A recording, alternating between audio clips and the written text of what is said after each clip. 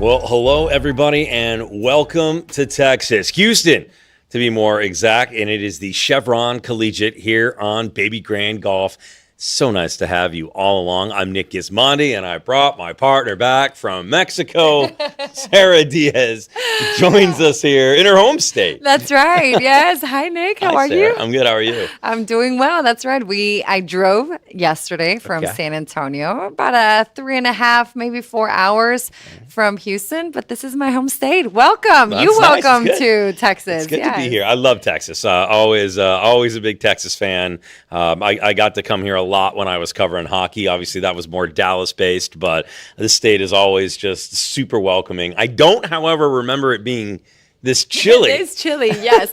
We had beautiful weather last week. It was in the 70s. I can't believe you're wearing short sleeve because it was in the low 40s this morning. Our other production guy also didn't have a jacket. So I think you guys coming from Denver just thought it would be sunny all day long and be pretty warm. Well, I'm in this weird, I think it's me. I think it's my fault. I was just in Palm Springs for the last week and a half with my godson, and we were out at our club, Bermuda Dunes there, and it was in the 60s. I literally left this morning from there to come here, and it's 80 degrees there now. Yeah. And it's 64, 63 degrees today. Yeah, it's not supposed to go past 65 degrees Fahrenheit. I layered up. You look great, though. Yeah, Thank you. I layered up. And it's gonna be pretty chilly the next few days. Not too bad, however. It looks like there won't be any rain. Wind today was a little bit of a factor. We'll talk about the practice round that's still continuing to go on at the Golf Club of Houston right now. But wind will be a factor on a golf course that's fairly wide open. Yes, that's right. As you can see, I mean, we have the range behind us, but there's not a lot of trees, right? There are some trees out there which will block it, but you were feeling it out there. I think we needed to have extra equipment because we were interviewing the girls and there was a lot of wind. Hair was going everywhere. I had to put a beanie on. And I think it's one of the toughest conditions, to be honest, in golf, the wind factor, because now you have to recalculate your yardages. You have to think about how hard the golf ball's going to bounce on the green. So it makes it definitely way more challenging. But listen, the girls are used to it. The girls from University of Houston, particularly the host of the tournament, they're used to it, and I think they're ready to go. They have a lot of confidence. We'll talk about what our coverage is going to look like here in just a moment. 17 teams in this field. Obviously, Houston is in it. Oregon is here, one of the top-ranked teams in the country. The University of Arkansas, Fayetteville, the Razorbacks are here, a good team. We'll talk about them a little bit. I want to just first get your impression on, you had a chance to be talking with some of the girls today at the practice round. I did the same with some of our fun features that we've got coming up. The vibe on practice round days is always very loose and fun and cheerful, and they're rooting each other on. It just seems a little bit more fun of a vibe here in Houston this week. Serious, but fun. Yes. You know what? I would agree. I thought about the same thing, even though the wind was blowing. Yeah. And, you tend to have a little bit more of a focused mindset when that happens, when the conditions change. But everybody was really relaxed. The girls are always happy to do the interviews, which we really appreciate because it gives us insight as to what it's like to be a student athlete today, right? This year, and also what they're facing out there at the golf course. But listen, they were laughing and joking and hugging, so they were having a blast. All right, our coverage is going to look like this over the next few days. Obviously, Sarah and I will be on hand for you. We've got tons of interviews, so those will all be going up and are going up right now on our social media. So if you're not following Babygrande, make sure you jump in on that. You can start to see those interviews. Always a lot of fun. Sarah's got a ton of social content going up, so if you happen to not be following her, fix that immediately for a lot of reasons. Fitness motivation, golf, a little bit of everything. I watched your stuff when you got back from Mexico. I'm like, I need to go to the gym now. What's been really fun, I am a Zumba instructor. I've always loved to dance. I'm a golfer. I played in college. But, sometimes you got to let out this energy that you have inside of you. And I've had golfers come to my class because the Valero Texas Open is in San Antonio. So anybody's always welcome to just drop me a message and we'll get you on the stage. You tune in. We're waiting for him to shimmy and shake it at Lifetime. I've got a little bit of move. I've got some moves. I got some moves. Not many, but there's a few left. We're going to have to get video of that. Oh, yeah. We'll put it up. Our coverage will continue over the next 2 days. Obviously, they're playing it as a 2-day tournament, so there's a lot of golf about to be played over the course of that next action. If you aren't following along already, make sure you do tune in. We'll have whole coverage on the par 3s, and then on that final day, not only will we be bouncing around on the 4 par 3s, we should also have coverage for you coming down the stretch on 18. Some very interesting par 3s out here on this golf course, and today we're going to show them to you, and then we'll talk a little bit about them afterwards, and then we'll hone in a little bit on a few of the teams that we want to talk about. And then remember that you can find us here after every round as well. We'll have a quick wrap-up for you as the next couple of days go on. And without delay, let's take a look at the first par 3 we'll be covering. That's hole number 7. Hole number 7, par 3, 160 yards.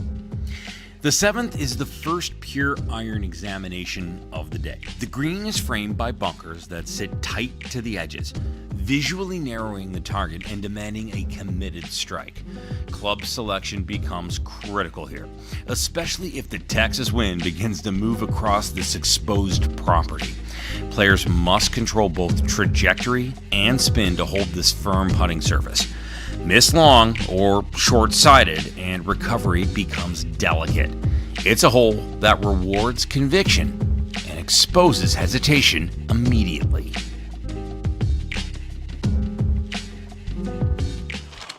Okay, so that's hole number 7, and we're going to be doing something a little differently. We're going to be bouncing around tomorrow as the evolution continues in terms of how we cover these amazing golf courses. It'll be a lot of fun, and at one point we'll show you the behind the scenes on how we pull it off, but we can't give the secret sauce away too much. Not all the way, not all at once. Yeah, we need to tease you a little bit. Talk to me about hole number 7. Most of these par 3s are very similar. Undulating greens, traps on most of the holes, water on a lot of holes as well. What's just the general strategy on the par 3s? You know, what I've heard from most of the girls and the coaches is that the key is off of the tee, right? Almost in every hole, including the par 3s, just because you have a lot of water hazards. You need to be thinking about what the wind is doing, but you got to be strategic, and we're seeing it right in front of us. We see hole number 18. There's some water to the left, bunkers on the right side. So for every par 3, I think you need to take advantage of the opportunity, get it on the green in a safe spot. That's what most girls were practicing out there today. The coaches have the discs. Yep. They put them there where they think the pin is going to be, and try to be aggressive in the opportunities that you have, but also don't give away too many strokes, right? And play it safe. All right, let's take a look at hole number 9. Hole 9, par 3, 180 yards. The 9th is a demanding, momentum-shifting par 3 at 180. This is typically a long iron or hybrid for much of the field, and precision is non-negotiable. The green does not offer generous bailout areas, and distance control becomes everything. With the turn approaching, this hole has a way of tightening swings. A well-struck shot can set up birdie heading to the back 9. A miss leaves a nervy up and down. It's a true composure test before making the turn. Yeah, so hole number 9, got a chance to hang out there a little bit. We've got some fun hang on holes coming for you. Nine's interesting because 9 is tucked. You've got an exposed tee box a little bit, right? You've got trouble on the left and the right. It's tight on the right-hand side to the woods, and then you've got the woods behind. So if the wind is howling on the tee box, you're not necessarily going to know what's going on the green, and we saw that today. A lot of indecision on club selection and several players coming up short. Yeah, this is where you need to see what the players before you are doing, right? If they're teeing off before you, if they're on the greens, you need to be watching everyone's shots so you can have a little bit more information and then you can make the right decision. All right, this is hole number 14. Hole number 14, par 3, 165 yards. At 165, the 14th requires a confident mid-iron into a well-guarded green complex. Bunkers protect the primary landing zones, forcing players to choose a precise line and carry number. The putting surface features subtle movement that can turn a safe shot into a lengthy two-putt if placed on the wrong tier. With the back nine unfolding and pressure inevitably building, this hole demands full commitment. It's a swing hole late in the round, one where birdie feels earned and par feels valuable. Yeah, so that's just a great golf hole that's going to challenge players. Again, today we did some hang on a holes on 14 and saw a lot of golf balls finding that rough on the, or excuse me, that sand on the left-hand side. Yeah, and you're coming off of a par 5, right? So you need to be thinking about that as well. And listen, we had a really fun shoot over there as well, University of Louisiana Monroe. It's an international team. I think every single player is from outside of the United States. So we asked them if they could send a message to their family, friends in their language. That was really fun. I like that a lot. And here's a look at the final par 3 on this very challenging golf course. Hole number 16, par 3, 173 yards. The 16th is where tension rises. Playing 173 yards, this late round par 3 demands both precision and nerve. The green is protected and offers little margin for error, particularly when chasing a number. Club selection becomes a conversation with yourself. Do you flight it lower to control spin, or trust a high, soft shot into the center? Questions. With only 2 holes remaining, this is a moment that can define a scorecard. Commit fully, and you're rewarded. Miss your number, and the closing stretch becomes far more complicated. Yeah, tricky par 3 here just because it's a carry over water. Green is exposed, elevated, so the wind will factor in on that last par 3. Yeah, for sure. And remember, it's going to be a long day for the girls tomorrow. So again, just be taking those mental notes in, write them down on your yardages. And that's what the coaches are suggesting, right? To take a look at the pin sheets, take a look at the yardages, and just be really strategic with this golf course.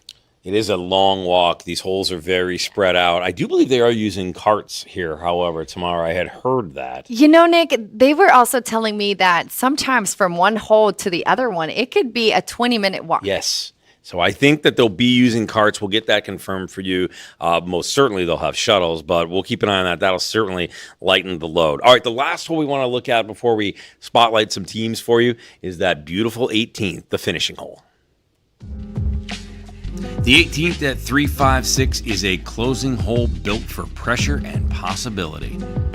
While it's not overpowering in length, precision off the tee is everything, as fairway positioning determines the angle into a green that rewards confident approaches and punishes indecision. Players must decide how aggressive to be. Press forward to shorten the approach, or favor control and trust a full wedge. With leaderboard implications hanging in the balance, distance control into this subtly contoured green becomes critical. A well-struck approach sets up a closing birdie chance, while a miss leaves a delicate test under pressure. It's a finishing hole designed to reveal composure and crown contenders.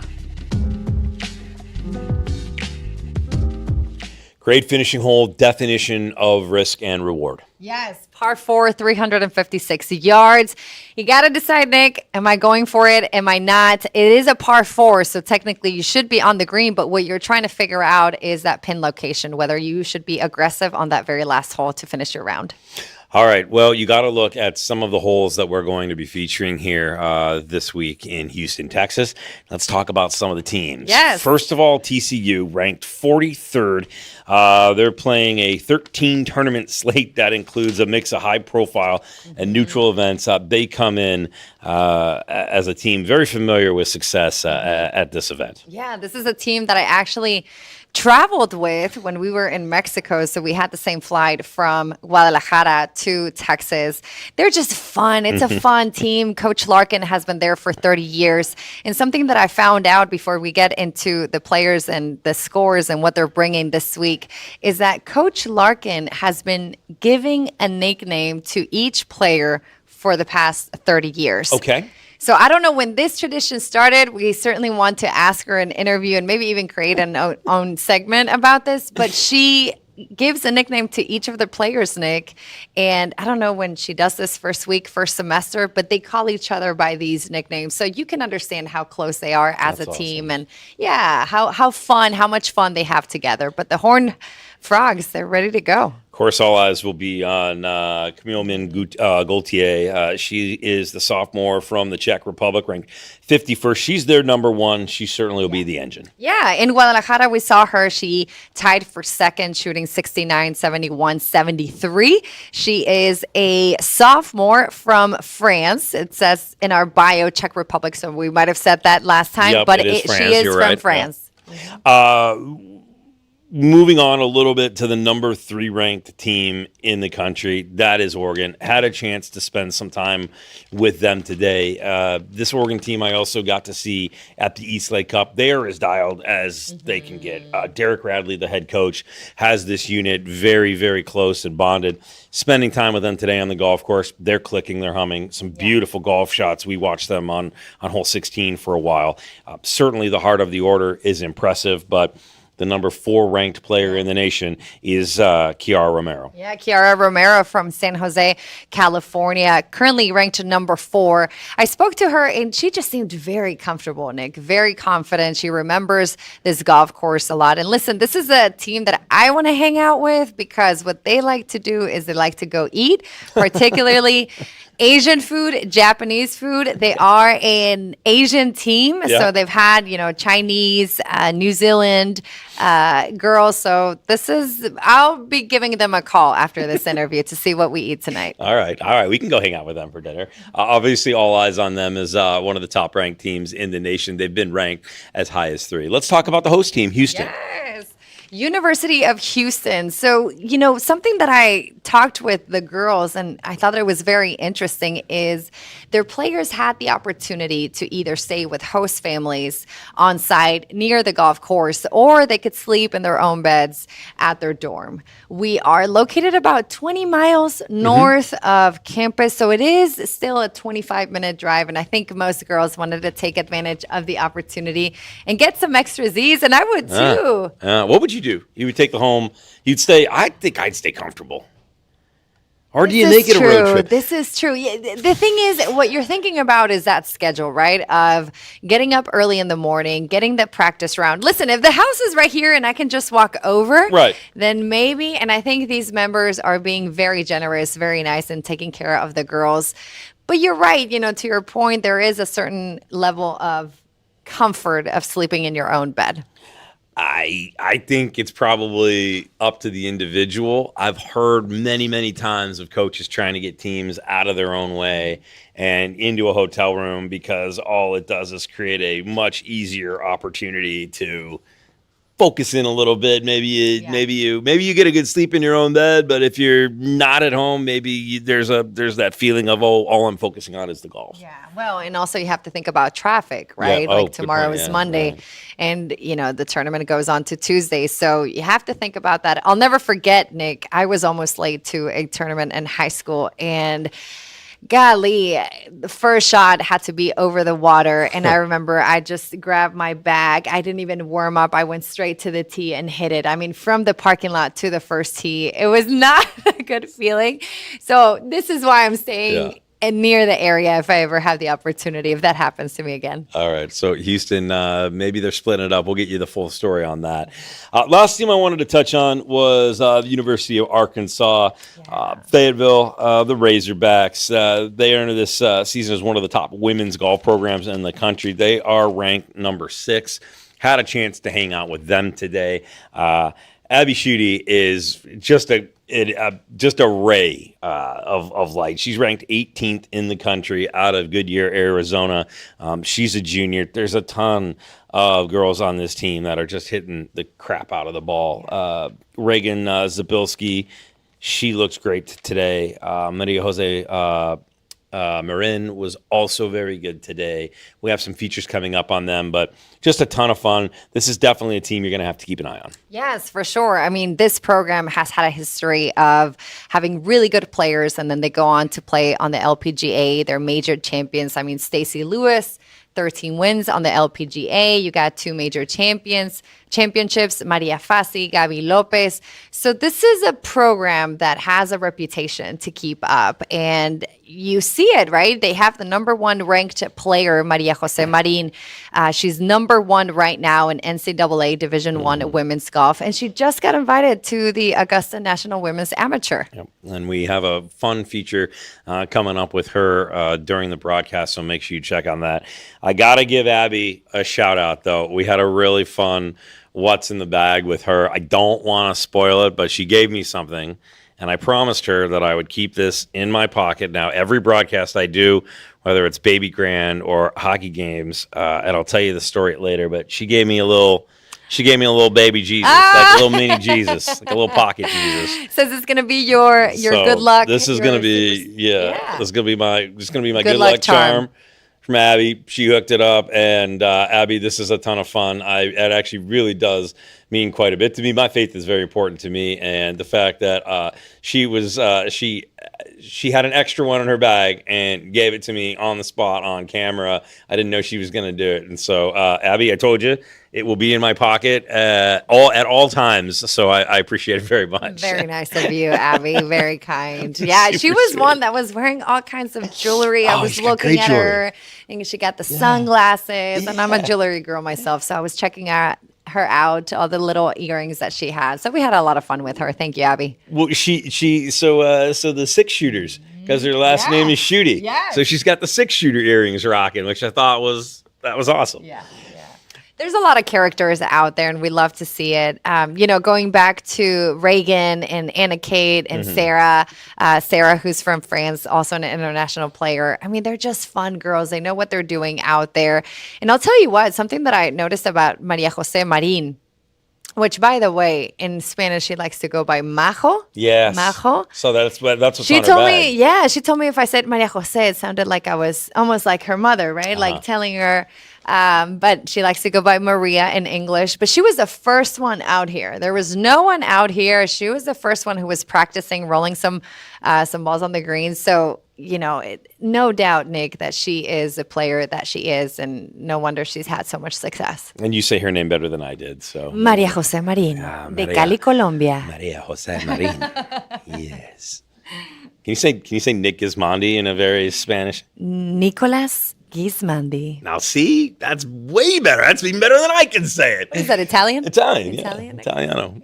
Roman, Mom. So then I have to say with my hands. Hey, you got to talk with your hands. Listen, our coverage begins tomorrow on Babygrande with specific hole coverage. We'll be bouncing around on those par threes. We are coming at you from 11:30 to 4:30 p.m. That is Eastern time, obviously on Central time here in Texas, but that is an Eastern time.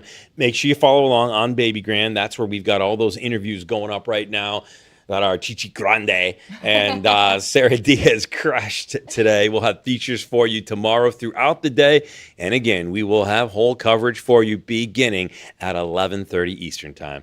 Thanks for being with us here on Babygrande. If you're not subscribing yet, make sure you do that. If you're not following along with us all, make sure you do that. Set those notifications. Follow Sarah and myself as well. We can't wait to kick off our coverage. Or it's Houston, I should say launch our coverage. Go for the space theme tomorrow at 11:30. Thanks so much for joining with us today. Sarah, so good being back with you. Thank you, Nick Gismondi. Yeah, and that's part of the reason why, too. Talented, incredible voice, knows golf. Give me a break. The whole package. We'll see you tomorrow. Thanks so much for watching.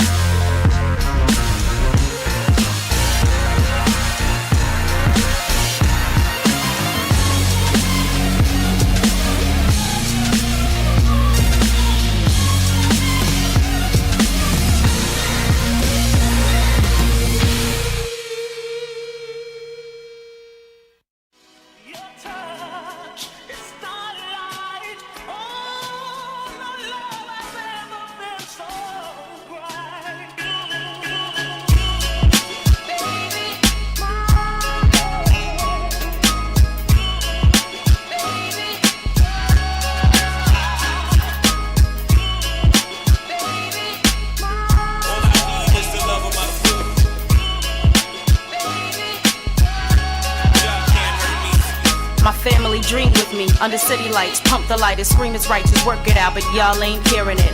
Words travel deep in your spirit alone. I cruise the block and use the box to serenade the moonlight with the speakers. Niggas lean back deep in your seats and feel me. Cliques and crews and hoods and gangs who love it, I'm loving you dearly. Keep hustling, juggling pressure, life and success. Those who made it debated until another's death. We buried ourselves under the jail without shovels and dirt under nails. Bubbles with crime and trouble, tales of street violence turned extreme. To ripping joints on stage, to cutting fame time short, to life support none, but just realize what y'all done. We giving them reason to scream on us and it's just begun. What happened to us in the bigger picture? Don't you understand when one of us falls, that we all falling with you? Come on. Yeah. If you believe in us and you really believe that, okay, then maybe you would do what you're supposed to do, and we can say it's better than this. If you believe in us and you really believe that, yeah, alright, then maybe you would do what you're supposed to do, and we can say it's better than this. I represent for a nation, thought we was in it together, but I guess it gets strange when money rains in sunny weather. Tougher than leather, we weaker than glass, and shattered on the side of the road, trying to get a robber past each other fast. Clothes, astro, hash, ice, and whips have blinded us. Never mind how the mind just trips for glitz. Shit, niggas, rich niggas got us in tow. If it's not enough, they gotta put us all on the show. Y'all lost me, somewhere between waking and coffee. The shit changed so quick, I didn't blink and it cost me. Fuck it, it cost us. You even know where we at? Fuck the you, I hear that we can't even open the map. Rap's dead, rap sucks, so thanks to y'all for killing it. Grilling it down and spilling its guts and filling it back up with trash.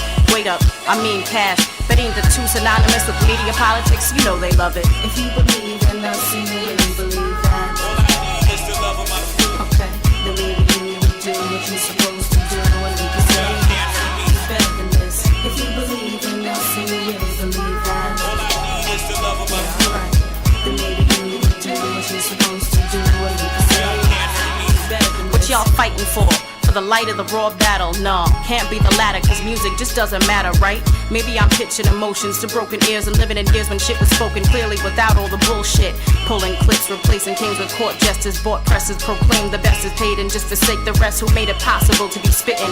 If you got the same topless women and grinning, then your joint will keep spinning. I swear it's like swimming with sharks in public pools in shallow water, and somebody's artist is fucking your youngest daughter. Feel me? Ain't no real fam, niggas is playing you.